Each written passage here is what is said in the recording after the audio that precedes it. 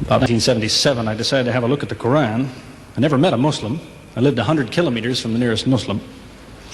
See, what interested me was what non-Muslims said about Muhammad. There are books and books written about Muhammad that tell you, one thing we know for sure about this man, he had an outside source of information. One book I've got says the Quran was written by a committee, because they've established so well that there's information in there that an Arabian shouldn't have known. He must have had someone from the outside bringing him this information. So they say, one thing we know for sure, he had an outside source of information. Now, he said this book was a revelation. So they say, you see, he was a liar. He got it from somewhere, he put it in a book, and he gave it to someone, telling him it was from God. He was a liar. Other people write books and books on the subject of Muhammad, and they say, one thing we know for sure, he thought he was a prophet. He was crazy. Because they look at his life very carefully, and they see episodes like, for example, when he hid in the cave with Abu Bakr. He was running from the whole city who wanted to kill him, and he hid in the cave, and when the Meccans came running up to the cave to kill them, what did he say to his friend? Did he tell him, see if you can find a back way out of the cave? What he told his friend was, relax. He was telling him, I see what you see, but he said, God is with us. God will save us. So people on that basis, they say, you see, he thought he was a prophet. He thought God was with him because he said things like that. He wasn't a liar. They never seem to realize that one man can't be both. So you can't be a liar and a crazy man at the same time. If you think that an angel gives the words of God in your ear, and somebody says, I have a question for you, what does God tell you about this thing? I want to hear an answer tomorrow.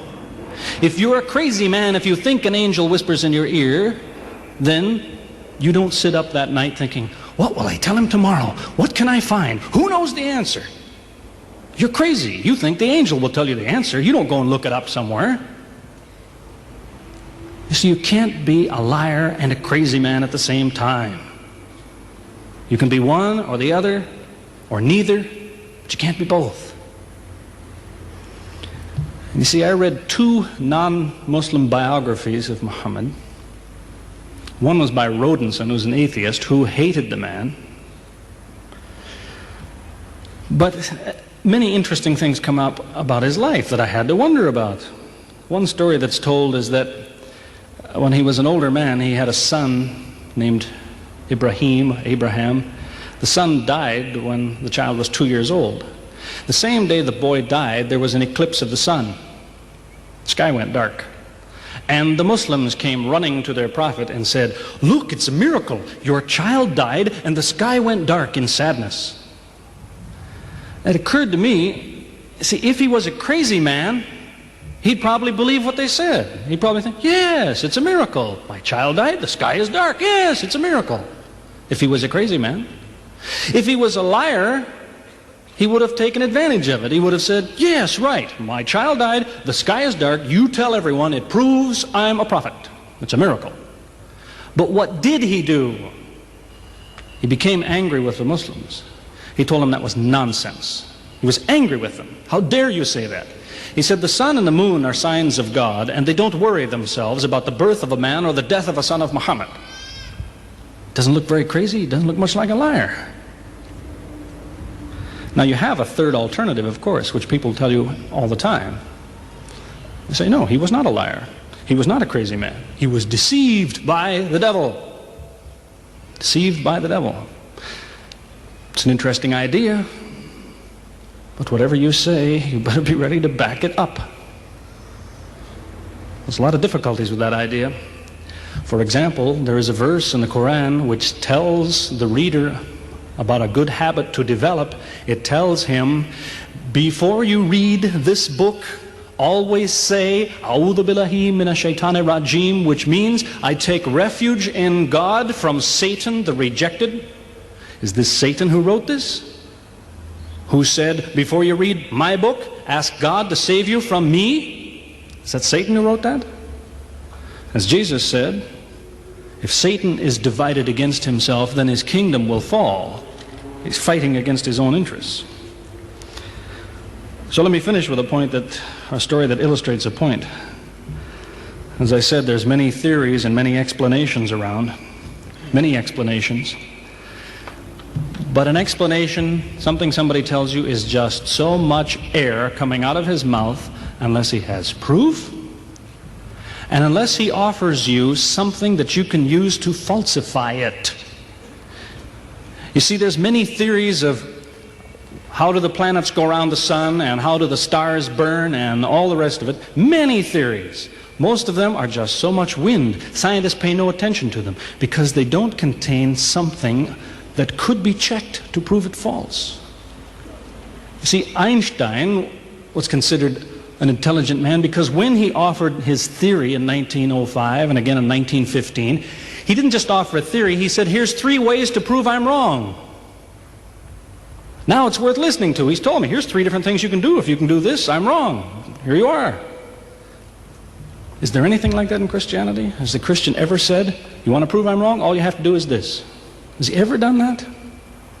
The Quran is filled with that kind of thing, filled with it. Saying, you want to prove this book is wrong? Do this.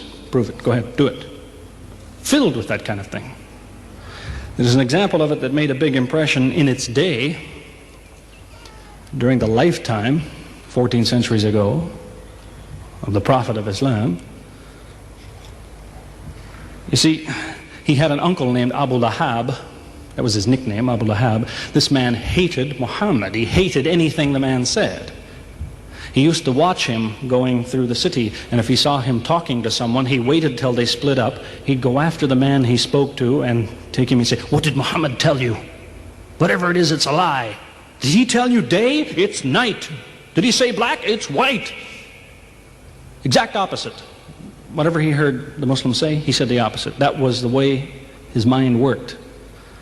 There's a little chapter of the Quran called Lahab, and it says about this man that he'll never change. It condemns him to hell, Jahannam. You see, if the man had ever become a Muslim, the Muslims would believe, well, now he's not condemned anymore. You see, for 10 years before Abu Lahab died, that was a part of the Quran. And the Muslims could come to Abu Lahab and say, do you know, it's been revealed to us in our book that you will never be a Muslim. God says you will never be a Muslim. For 10 years they told him that. All he had to do was say, well, your book is wrong. I want to be a Muslim. What do you think of your book now? That's all he had to do. He had 10 years to think about it. And that's the way he was.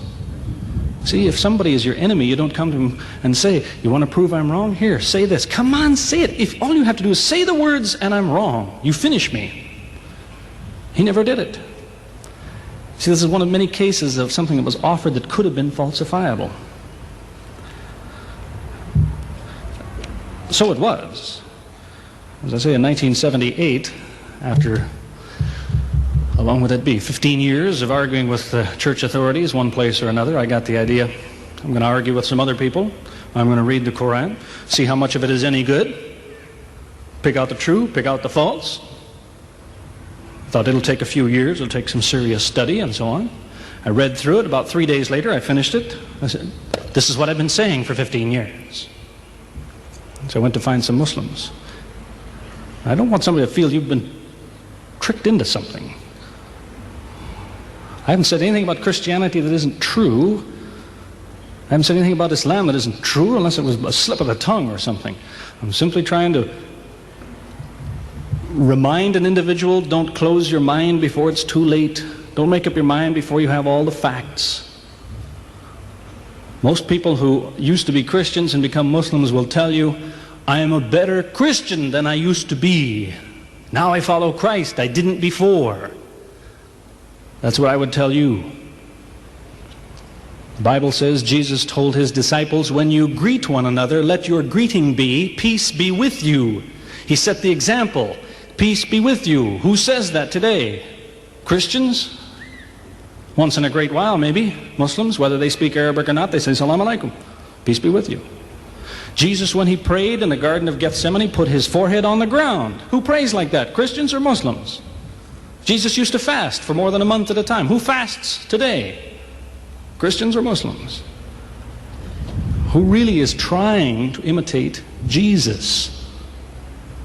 Somebody said to me before coming in here, they said, the Muslims make Jesus out, they insult him and so on and so on.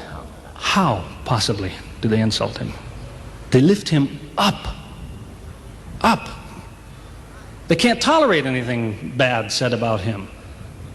They would just as quickly tell you that, they say Muhammad Rasulullah means Muhammad is the messenger of God. They will just as quickly say Isa, Jesus, Isa, Rasulullah, no problem. Just as quickly tell you that, because it's true. They occupy the same place. If God himself wants to make distinctions among his prophets, that's his business, not ours. Treat them all with the same amount of respect. May God guide us always closer to the truth.